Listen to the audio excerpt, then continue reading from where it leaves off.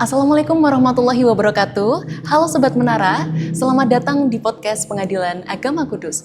Podcast ini hadir sebagai media informasi, edukasi, serta ruang berbagi pengetahuan dengan suasana yang santai tentang hal yang berkaitan dengan hukum, khususnya tentang pengadilan agama. Bersama saya Wardah Salsabila, host yang akan menemani podcast episode 2 kali ini. Sobat Muria, di episode 1 yang lalu sudah kita bahas mengenai seluk-beluk pengadilan agama serta kewenangannya, maka pada episode 2 kali ini akan kita bahas mengenai salah satu kewenangan pengadilan agama yang paling banyak dikenal oleh masyarakat, yaitu kewenangan di bidang perkawinan, khususnya terkait proses perceraian. Nah Sobat Muria, pada episode hari ini kita kedatangan narasumber yang sangat luar biasa dan sangat spesial, yaitu Wakil Ketua Pengadilan Agama Kudus, Yang Mulia Ibu Rahayatun SHIMH. Assalamualaikum Ibu, bagaimana kabarnya hari ini? Waalaikumsalam warahmatullahi wabarakatuh. Alhamdulillah sehat Mbak. Alhamdulillah, senang sekali mendengarnya Ibu. Terima kasih banyak sudah bersedia meluangkan waktunya dan juga hadir menjadi narasumber pada episode hari ini. Nah baik Ibu, kita langsung ke materi saja ya Ibu. Barangkali Ibu bisa menjelaskan tentang peran dan tanggung jawab dari pengadilan agama dalam menangani perkara perceraian. Baik, pengadilan agama itu dalam persepsi masyarakat gitu ya. Di dalam masyarakat kita itu mereka mengenalnya pengadilan agama itu adalah tempatnya bercerai.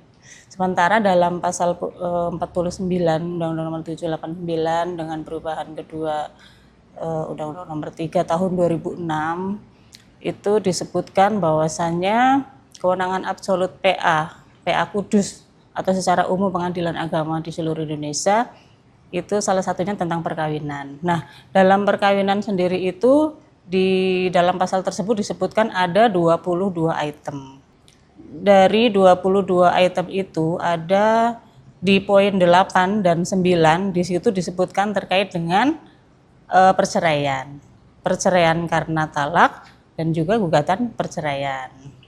Nah, perceraian karena talak itu biasanya kita sering dengar kata istilah cerai talak, yaitu gugatan atau permohonan yang diajukan oleh suami. Sedangkan gugatan perceraian itu biasa kita dengar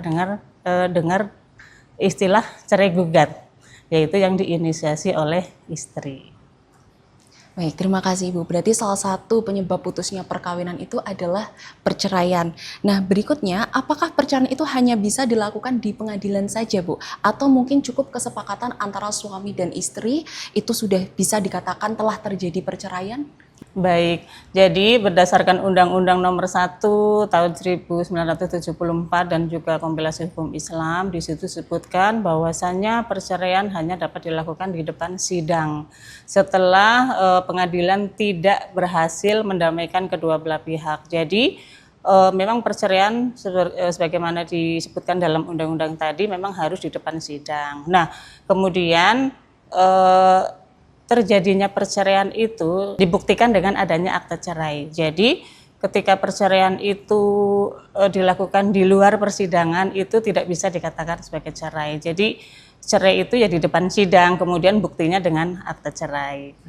Berarti meskipun ada kesepakatan antara suami dan istri dan bermaterai, selagi belum ada putusan dan juga terbit akta cerai itu statusnya masih sah sebagai suami istri. Iya, ya Bu betul. ya. Baik. Nah kemudian yang sering jadi pertanyaan juga, apa saja alasan yang biasanya diajukan dalam perceraian Ibu? Jadi dalam undang-undang disebutkan bahwasannya perceraian dapat terjadi dengan alasan yang pertama apabila salah satu pihak itu berbuat zina, kemudian mabuk, judi yang tentunya sukar untuk disembuhkan gitu. Kemudian yang kedua apabila salah satu pihak meninggalkan pihak lain selama 2 tahun berturut-turut. Nah, kemudian yang ketiga apabila salah satu pihak dipenjara paling tidak 5 tahun atau lebih ya, atau lebih. Kemudian yang keempat KDRT. Nah, ini biasanya yang jadi alasan terbanyak dalam gugatan perceraian itu salah satu pihak melakukan KDRT. Kemudian yang kelima, salah satu pihak mendapatkan cacat badan ataupun penyakit yang dapat mengakibatkan tidak bisa melakukan kewajiban sebagai suami istri. Nah, kemudian yang keenam, ini cukup banyak juga, yaitu terkait dengan perselisihan pertengkaran yang terus-menerus. Jadi dengan adanya perselisihan pertengkaran yang terus-menerus inilah yang mengakibatkan rumah tangga itu barangkali tidak bisa dipertahankan. Kemudian yang ketujuh, apabila suami melanggar taklik talak. Nah, biasanya itu pada sesaat setelah ijab kabul itu kan ada membacakan sigot taklik talak gitu yang ada di lembaran terakhir di buku nikah itu. Nah, kemudian yang terakhir murtad. Murtad itu kembali beralih ke agama lain. Nah, berarti bisa disimpulkan bahwa alasan terjadinya perceraian itu memang sangat kompleks dan bermacam-macam ya Ibu ya, dan itu semua sudah ada aturan hukumnya. Nah, Betul. Berikutnya tadi di awal juga sempat Ibu jelaskan sedikit mengenai perbedaan dari cerai talak dan cerai gugat. Nah, dari sisi mekanisme persidangannya apakah juga ada perbedaan Ibu? Iya, baik. Jadi perbedaannya juga tidak terlalu jauh juga sih, hampir sama. Hanya saja kalau gugatan perceraian yang diinisiasi oleh istri itu memang dia meminta untuk dijatuhkan talak atas suaminya kepada dirinya gitu. Dan kalau cerai talak yang diinisiasi oleh suami, dia hanya meminta izin kepada pengadilan ataupun majelis hakim untuk menjatuhkan talak kepada istrinya. Jadi nanti dia yang mengucapkan ikrar talak sendiri di depan sidang, seperti itu. Baik, nah tadi Ibu sempat menyinggung soal ikrar talak. Nah, itu boleh Ibu jelaskan lebih detail terkait bagaimana sih proses ikrar talak itu sendiri? Iya, baik. Jadi ketika putusan itu sudah berkekuatan hukum tetap, nanti para pihak akan dipanggil untuk ikrar. Dia mengikrarkan sendiri di depan sidang. Tetapi jika pihak pemohon sendiri tidak hadir untuk mengikrarkan talak, nanti akan ditunda sampai 6 bulan. Nah, dalam 6 bulan kok ternyata pihak pemohon itu tidak hadir, nanti putusannya akan gugur, putusannya akan batal dan mereka tetap suami istri, seperti itu. Baik, nah sebelum lebih lanjut Ibu, mungkin bisa dijelaskan kepada Sobat Menara tentang apa saja persyaratan yang harus disiapkan untuk pendaftaran perceraian di pengadilan agama. Dan apakah ada perbedaan persyaratan pendaftaran antara cerai talak dan cerai gugat? Baik, kalau untuk persyaratan pada umumnya sama ya antara cerai gugat dan cerai talak. Persyaratannya yang pertama tentunya membuat surat gugatan ataupun surat permohonan. Kemudian yang kedua fotokopi KTP. Jangan lupa membayar panjar juga ya, membayar panjar. Nanti ada SK ketua yang sudah di PTSP. Kemudian fotokopi KTP, fotokopi buku nikah dengan aslinya juga. Kemudian sekarang kan zamannya elektronik ya Mbak ya, ikhot pengajuan perkara secara ikhot. Nanti mencantumkan alamat email dan juga nomor WhatsApp. Dan juga kalau ini Mbak, kalau menggunakan surat kuasa, tentunya nanti akan diminta surat kuasa dari penasihat hukumnya. Baik, berarti bisa disimpulkan bahwa persyaratan pendaftaran antara cerai talak dan juga cerai gugat itu sama ya Bu ya. Dan sekarang perlu diketahui juga oleh Sobat Muria bahwa persidangan di Indonesia itu sudah dilaksanakan secara elektronik. Jadi bagi para pihak yang mau mendaftarkan perceraian itu bisa mempersiapkan alamat email dan nomor handphone seperti itu. Nah, baik, tadi Ibu juga sempat menyebutkan salah satu persyaratan pendaftaran adalah surat gugatan. Nah, apakah surat gugatan tersebut harus dibuat sendiri oleh para pihak atau ada fasilitas dari pengadilan agama untuk membantu para pihak mendapatkan surat gugatan? Oke, baik. Jadi surat gugatan ataupun surat permohonan sekiranya para pihak itu bisa membuat sendiri, membuat surat gugatan ataupun permohonan, dipersilahkan untuk membuat sendiri. Ataupun di bagian PTSP itu tersedia anjungan mandiri gitu ya, untuk bikin surat gugatan atau permohonan sendiri. Nanti di sana tinggal mengisi menu-menu yang tersedia. Kemudian kalaupun misalkan dari pihak sendiri itu tidak mampu, mohon maaf, bukan mampu apa, tetapi tidak mampu membuat surat gugatan, dari pengadilan juga menyediakan pos bakum. Jadi Pengadilan Agama Kudus khususnya kita sudah mengadakan MOU dengan layanan bantuan hukum. Nanti para pihak silahkan bisa datang ke pos bakum untuk dibantu membuatkan surat gugatan ataupun surat permohonan. Ya, baik, terima kasih Ibu atas penjelasannya. Baik Sobat Menara, sebelum kita lanjut ke pembahasan berikutnya, akan ada segmen mitos atau fakta seputar perceraian. Nah, jadi nanti saya akan membacakan suatu statement atau pernyataan yang banyak beredar di masyarakat.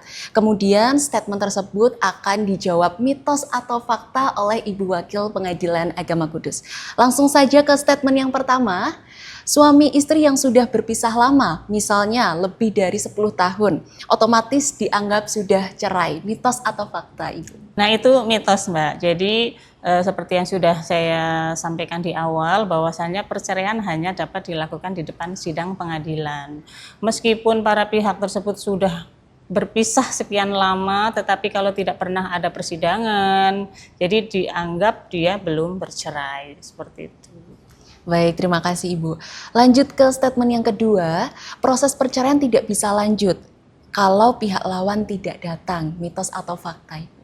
Baik, itu mitos, Mbak. Jadi setelah pengadilan memanggil pihak termohon atau tergugat secara sah dan patut, kemudian pihak lawan tidak hadir, maka persidangan akan dilanjutkan dengan persidangan selanjutnya tentunya tanpa kehadiran pihak lawan gitu. Jadi kan pengadilan ataupun melalui jurusita sudah memanggil pihak tersebut, tetapi ketika tidak hadir tanpa alasan yang sah, nanti putusannya akan dijatuhkan secara first take, seperti itu. Ya, baik, berarti bisa disimpulkan bahwa jika tergugat atau termohon itu tidak hadir selama panggilannya sah dan patut, itu tidak menjadi hambatan dalam proses persidangan, ya, Mbak, betul. Ya, baik. Lanjut ke statement yang ketiga. Mengajukan perceraian di pengadilan harus dilengkapi bukti yang cukup. Mitos atau fakta, Ibu? Betul, itu fakta. Memang ketika pihak pemohon ataupun penggugat sudah mengajukan gugatan ke pengadilan, maka dia juga harus bisa membuktikan. Tentunya bukti itu bisa dalam bentuk tertulis berupa surat ataupun saksi-saksi gitu. Saksi juga yang dihadirkan paling tidak minimal 2 orang saksi yang dapat menerangkan terkait dengan keadaan rumah tangganya. Seperti itu. Baik, terima kasih Ibu. Nah, Sobat Menara, kita lanjutkan ke perbincangan dengan Ibu Wakil PA Kudus berkaitan dengan hak-hak perempuan dan anak pasca perceraian. Nah, Ibu, setelah rangkaian proses perceraian mulai dari pendaftaran, kemudian ada putusan dan juga ikrar talak, masih ada satu hal yang masih menjadi pertanyaan banyak masyarakat pencari keadilan, yaitu mengenai hak-hak perempuan dan anak pasca perceraian. Mungkin bisa diberi sedikit penjelasan mengenai hal tersebut, Ibu. Baik, jadi kita patut bersyukur ya Mbak ya, karena pemerintah kita sangat memperhatikan terkait dengan hak-hak perempuan dan anak pasca perceraian. Dalam Undang-Undang Nomor 1 Tahun 74 di situ diatur mengenai hak-hak perempuan dan anak. Di dalam KHI juga disebutkan atau mungkin diatur tentang hak-hak perempuan pasca perceraian, seperti itu. Baik, jadi bisa dikatakan bahwa hak perempuan dan anak itu sudah dijamin oleh hukum ya Ibu. Nah, selanjutnya apa saja sih hak-hak perempuan pasca perceraian? Mungkin bisa Ibu jelaskan kepada Sobat Menara. Oke, baik. Jadi ketika pemohon ataupun penggugat mengajukan gugatan perceraian, bisa dikumulasikan dengan terkait dengan nafkah. Yang biasa dituntut itu tentang nafkah iddah, kemudian nafkah madiyah, kemudian mut'ah. Nafkah iddah itu bisa berupa uang ataupun tempat tinggal gitu, ataupun bisa berupa makanan. Kemudian nafkah mut'ah itu semacam kenang-kenangan gitu kan, ataupun tali asih sebagai bentuk tanggung jawab suami terhadap istri, terlebih barangkali suami istri ini sudah pernah menjalin hubungan sekian tahun gitu kan, pastinya pernah ada rasa cinta gitu. Jadi ketika bercerai, si suami ini memberikan kenang-kenangan gitu. Nah, kemudian yang biasa dituntut juga ada nafkah madiyah. Nafkah madiyah itu nafkah lampau yang tidak diberikan oleh suami selama mereka masih dalam masa perkawinan, seperti itu. Baik, tadi Ibu sebutkan ada nafkah iddah, mut'ah, nafkah madiyah. Nah, apakah nafkah-nafkah tersebut sudah pasti diberikan atau dikabulkan oleh majelis hakim? Oke, baik. Kalau terkait nafkah itu atau akan dikabulkan atau tidak itu tentunya harus dibuktikan, tetap harus dibuktikan. Jadi nanti majelis hakim akan mempertimbangkan berdasarkan dari pembuktian tersebut. Baik, nah jadi hak tersebut bisa diminta tetapi juga harus dibuktikan di persidangan ya Ibu. Betul. Ya. Nah kemudian kalau untuk hak anak bagaimana Ibu? Mengingat seorang anak ini bisa dikatakan sebagai korban atas perceraian dari kedua orang tuanya. Baik, tentunya mengenai anak juga pasti punya hak ya, tentu punya hak. Yang pertama hak atas nafkah tentu gitu. Jadi ketika orang tuanya bercerai, ya ayah ibunya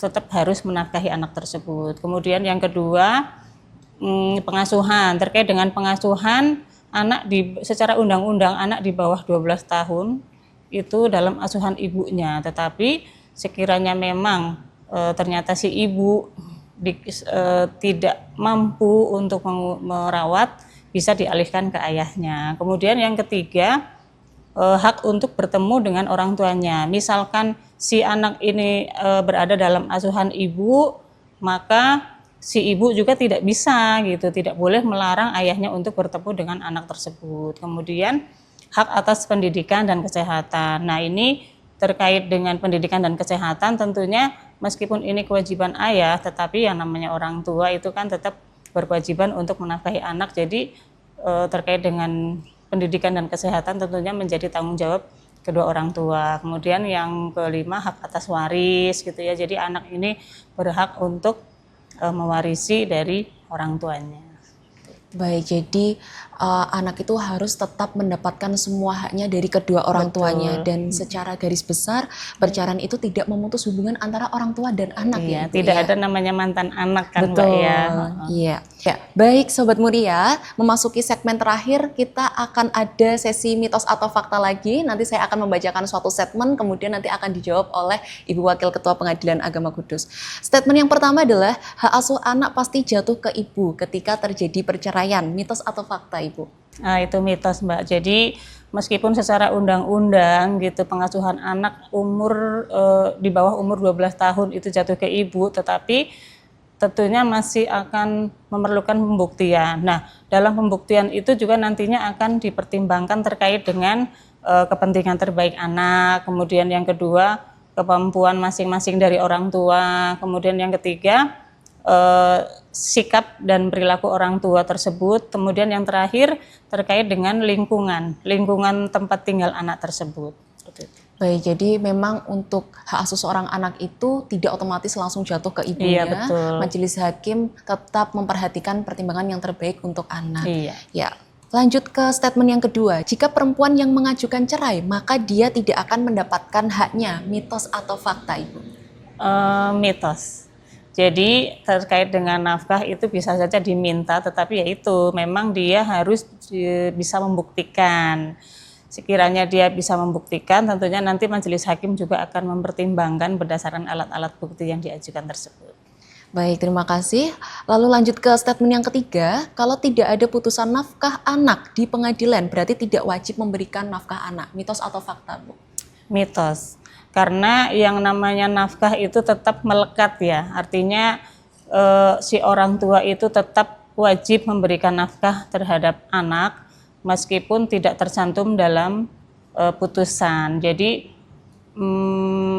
karena yang namanya anak kan tidak ada namanya mantan anak ya Mbak ya. Jadi kewajiban orang tua itu melekat meskipun tidak tercantum dalam putusan. Baik, terima kasih Ibu Wakil atas penjelasan yang sangat luar biasa. Baik Sobat Sama-sama. Menara, kita sudah sampai di penghujung episode hari ini. Dari pembahasan kita tentang perceraian di lingkungan pengadilan agama, kita bisa memahami bahwa proses ini bukan sekedar perkara hukum, tetapi juga menyangkut emosi, tanggung jawab, serta masa depan banyak pihak, terutama masa depan bagi anak. Perceraian memang diperbolehkan dalam kondisi tertentu, namun tetap menjadi langkah terakhir setelah berbagai upaya dilakukan. Karena itu, penting bagi setiap pasangan untuk benar-benar mempertimbangkan keputusan ini dengan matang, serta memahami prosedur dan konsekuensinya secara hukum maupun sosial. Semoga perbincangan ini bisa memberikan wawasan dan membantu Anda yang sedang mencari informasi atau bahkan sedang berada dalam situasi serupa. Ingat, selalu ada jalan untuk mencari solusi yang terbaik dengan cara yang bijak dan sesuai aturan. Saya Wardah Salsabila sebagai host pamit undur diri. Terima kasih kepada Yang Mulia Wakil Ketua Pengadilan Agama Kudus Ibu Rahayatun SHIMH yang sudah memberikan wawasannya Ibu. Dan terima kasih juga kepada pemirsa yang sudah mendengarkan. Sampai jumpa di episode berikutnya. Wassalamualaikum warahmatullahi wabarakatuh.